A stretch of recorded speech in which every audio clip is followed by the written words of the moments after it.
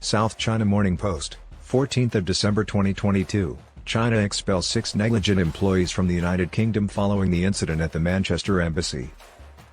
China has consistently assaulted the world in her wolf warrior diplomacy with threats and aggressive statements. In response to British police wanting to question them regarding a confrontation and the kidnapping of a man protesting outside the Chinese consulate in Manchester in October, Beijing has recalled 6 errant consulate officials, including Consul General Zheng Xiyuan, according to British Foreign Secretary James Cleverly. Cleverly stated that British officials gave the Chinese embassy until Wednesday to comply with their request to renounce diplomatic immunity so that they may be questioned as part of the Greater Manchester Police's investigation. Cleverly tweeted, "The violence at China's consulate in Manchester was disgusting. This shows that our dedication to the rule of law, the seriousness with which we treat these situations, has had an effect, and we will continue to abide by the rule of law in the international arena and at home, and we anticipate that others will do the same," he continued. Police were looking into the event on October 16, where a protester was taken inside the compound and assaulted by these 6 communist Chinese people. Cleverly called the interim ambassador after the event. The incident occurred on the first day of the 20th Party Congress when Xi Jinping was elected to an extraordinary third term as Chinese president. During the event, Bob Chan, a Hong Kong citizen who moved to Britain and protested outside the consulate, claimed he was treated barbaric by consulate personnel.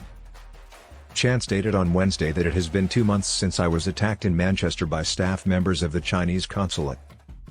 I've learned today that some staff workers from that consulate have been returned to China. However, many more rogue element from China is currently operating in the UK. His is one method to resolve this challenging diplomatic issue, even though it may have taken 2 months. However, conservative backbenchers pressed the British government to act and deport the embassy staff in response to the event.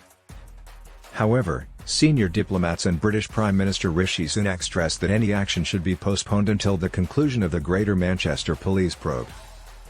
Ian Duncan Smith, a conservative lawmaker and frequent critic of Beijing, said, "The brazen assault on a non-violent democracy campaigner in Manchester demands more than enabling those guilty to leave the UK uncharged and with their heads held high.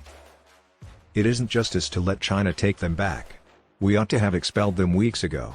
Or, if they do not have diplomatic immunity, put them in prison."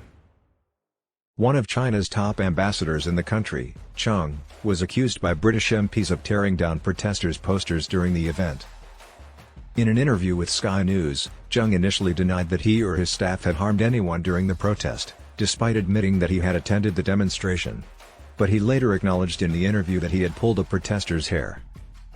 In the interview on October 19, Chung stated, "He was abusing my country, my leader, and I think it's my job. Any ambassador, when confronted with such behavior, should uphold the honor of our nation and people. This represents standard Chinese wolf warrior diplomacy."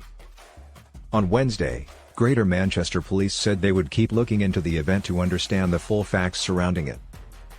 Assistant Chief Constable Chris Sykes said in a statement that the police had successfully identified several offences, including many assaults and public order offences, as well as potential suspects and victims that we would like to talk to in connection with the incident.